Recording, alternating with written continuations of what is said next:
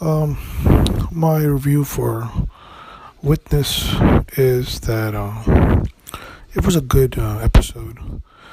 It was kind of slow, and there was a lot of,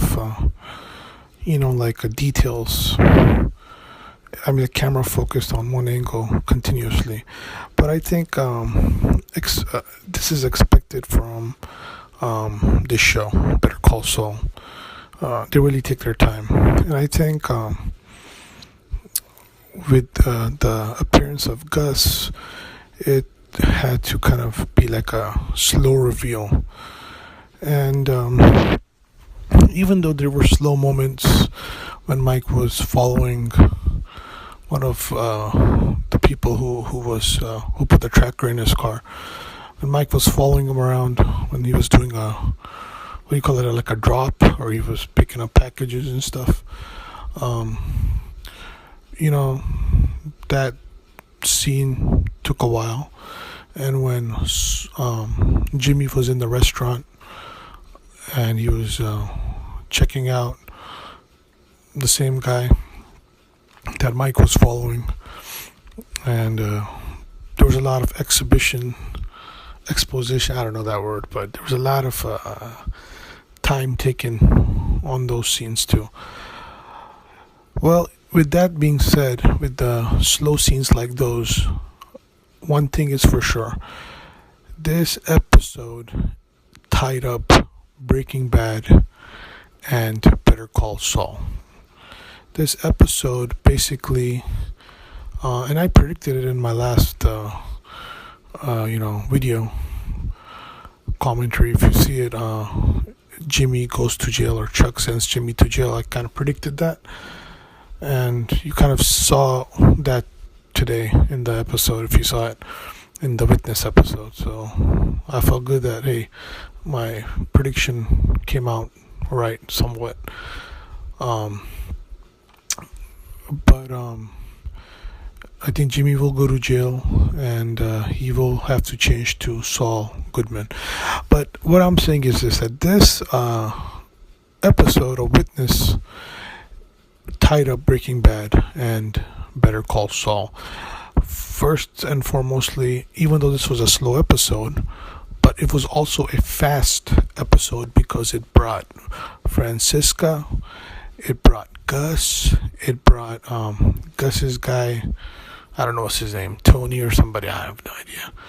But one of the guys that works for Gus is in Breaking Bad also. So you got these three people all of a sudden appear in this episode.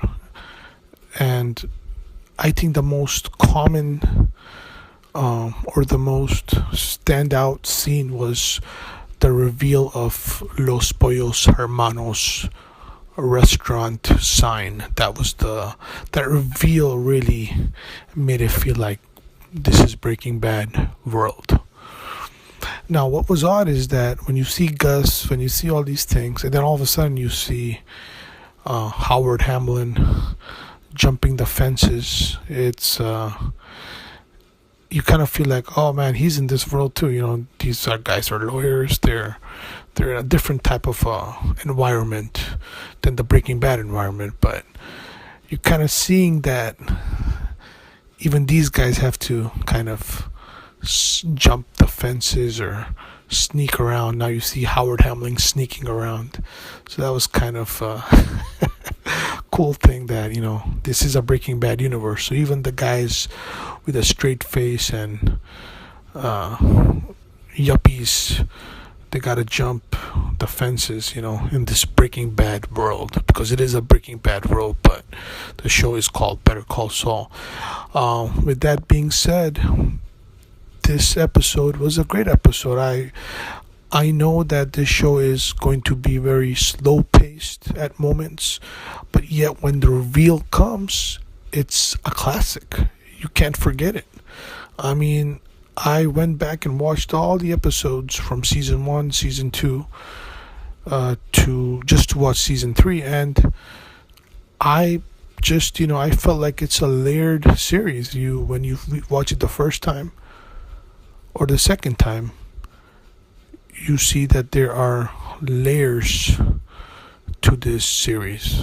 So this episode with the same thing. There's layers in this episode. Like I want to see it again, so I just saw it once, but just so much information was thrown at it, and so many symbolical arguments were made so many symbolical conversations, dialogues were made in this. When Jimmy is painting, when he draws that stock market crash looking graph on the wall, Francisca, who's in Breaking Bad, tells Jimmy, looks a little crooked. And he said crooked. Jimmy says crooked, so that means it's, he's embracing his crookedness. And when Jimmy breaks down and he breaks the gate, or he breaks down, the door of Chuck's house, that's Jimmy breaking down and entering Saul Goodman. And the symbolical aspect of this episode was when Jimmy was taking down the blue tape while he was talking to Kim. He was taking down the blue tape while when you paint, you put tape on the wall. He was taking it down just how Chuck told him to, with two thumbs. And by the way, the last episode, Chuck has very unique thumbs, if you haven't noticed. But anyways, Jimmy takes down the tape, and he does it very slowly, like Chuck taught him to. But all of a sudden, Jimmy just snaps and he just pulls that tape, like how Saul Goodman or Slipping Jimmy would. And that's when Jimmy becomes Saul Goodman and breaks down the gate of Chuck and gives Chuck the business and gets caught. And now Hamlin is the enemy. That guy at Chuck's house, the investigator, is the witness. Hamlin is the witness. And Jimmy is going to jail. So technically I was right. Chuck sends Jimmy to jail. Watch my last video if you want. I kind of made a prediction on how things were with Ernie and how Chuck used Ernie. And Chuck kind of set up Ernie so he would tell Jimmy about the tape. And Ernie did do that. He told Kim, he didn't, but he wanted to tell Jimmy. And when Jimmy found out, he snapped. So now Jimmy's going to turn into Saul Goodman. So hey, this episode, what I'm trying to say is, this episode basically is bringing Saul Goodman into the picture. This is like a door. This episode was a door. The witness episode is a door to the official Breaking Bad world, because you see that guy. Finally I remember his name, Victor. His name is Victor, the guy, the driver. You see Victor, you see Francisca, and you see Gus Fring, these three guys, and you see Los Pollos Hermanos restaurant. So now we're in the world of Breaking Bad, folks. And now you're going to see, by the time the next episode comes, I think in the preview, Chuck even says you need to change your name or change something. So you're going to see Saul Goodman start to appear. The evolution of Saul Goodman and the decline of Jimmy. So great episode. It's I highly recommend this episode. And you know what?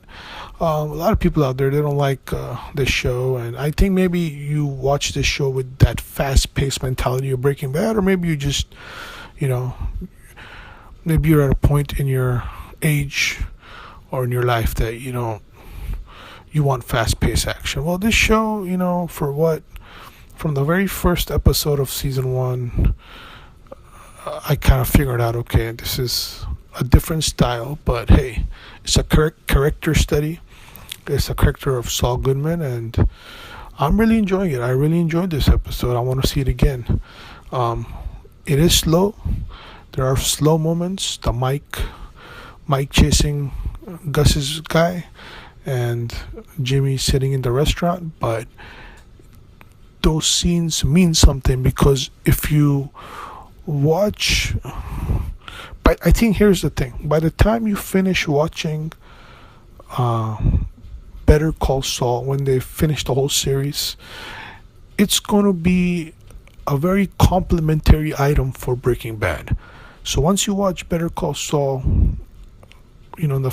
for 2 more years or however many years they continue the series, it's going to be a complimentary item for Breaking Bad, and all the characters in Better Call Saul are basically complementing Breaking Bad, and it's a very nice tie-in. And another thing I'll tell you, I'm going to make a video about this, is that the writers and directors of this show, Vince and the other guy, these guys, they I think they like Back to the Future.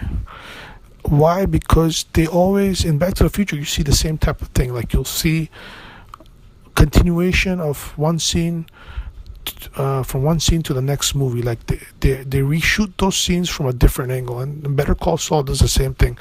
Like, when season 2 ended, season 3 picked off from the same place, same dialogue, same scene, but from a different angle. And Back to the Future did that in their movies.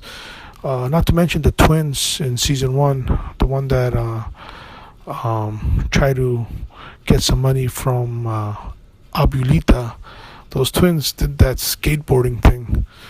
They skateboarded while holding on to a truck or a pickup truck or something, like Marty McFly. So there's a lot of Back to the Future references, other movie references too, I'm sure.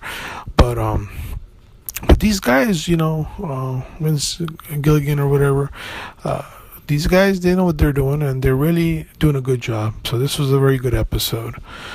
Hopefully you guys enjoy. God bless you. Bye.